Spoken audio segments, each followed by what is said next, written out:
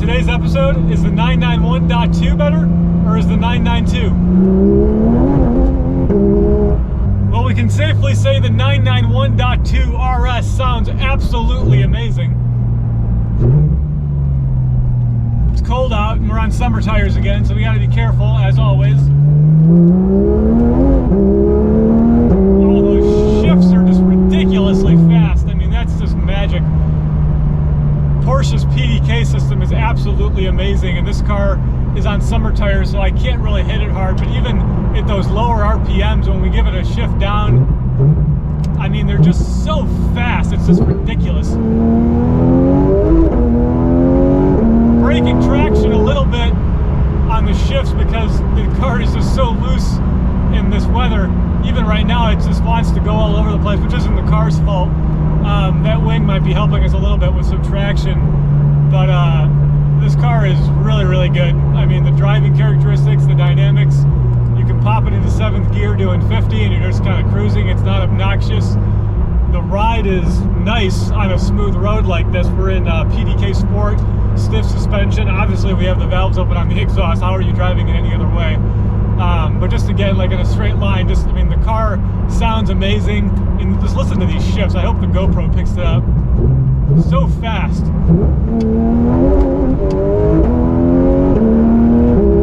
Oh.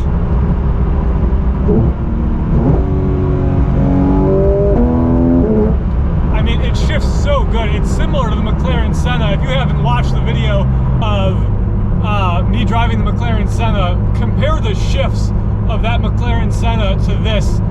It's almost identical, and this car is what, a cool, you know, $1.7, $1.8 million cheaper. Got a little shimmy there. Yeah, nothing too crazy. What you get for value out of a GT3 RS in transmission, engine, drivetrain, powertrain, overall feel and dynamics, it's unmatched in the automotive industry. The GT3 and the GT3 RS are hands down some of my favorite cars that you can buy and drive. They look amazing.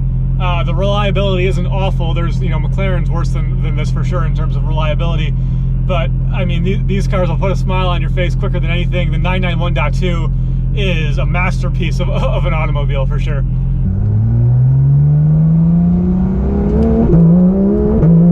Oh, I mean, it's so good. I can't believe how good it is.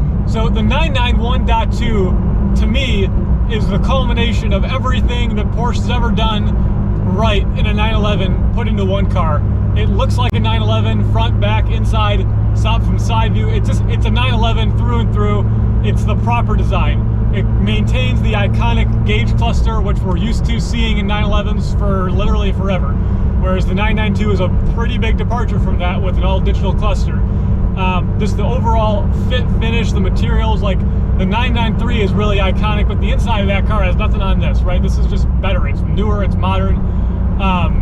This car is like what a 911 should be, and I think in like 10 years when we look back at this kind of stuff, we're gonna look at the 991.2 GT3 and GT3 RS, and we're gonna go, that was the one. That was the one we want. Now they're all electric, and the 992 is gonna be cool, it's gonna be desirable, but the 991.2, man, that was the culmination of the modern masterpiece of what a 911 was supposed to look like. For me, the back of a 992 kind of loses some of it, but we'll talk about that in a second while we go through these twisties. We're gonna go a little slower. We don't need to step that back end out again.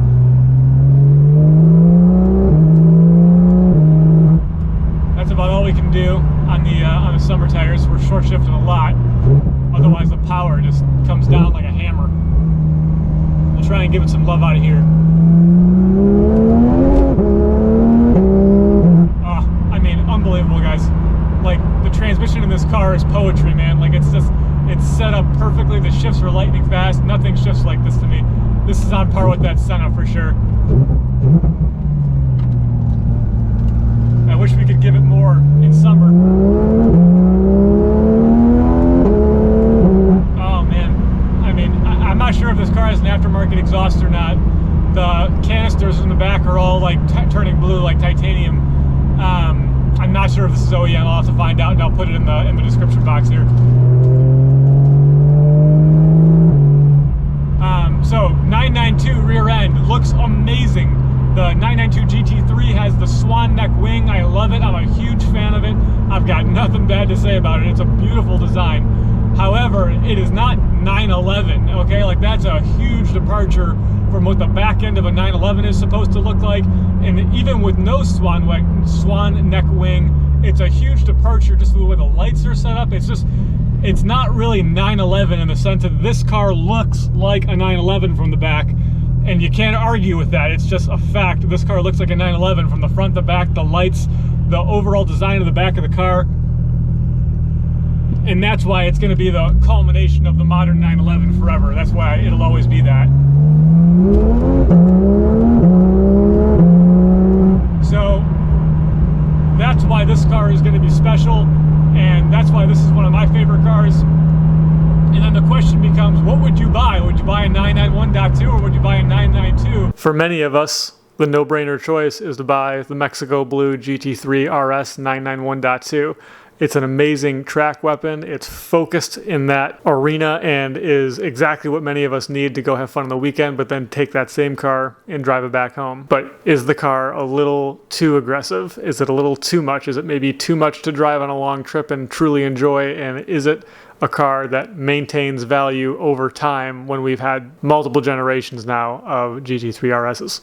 For many of us, the natural progression from a GT3 RS would be the neutral ground of a 992 GT3. It's kind of a combination of a GT3 and a GT3 RS from the 991 generation, and it is refined to be a tech-heavy, very cool car from the inside to the outside of the swan neck wing, yet it detracts a little bit by not looking so much like a 911 anymore from the digital cockpit.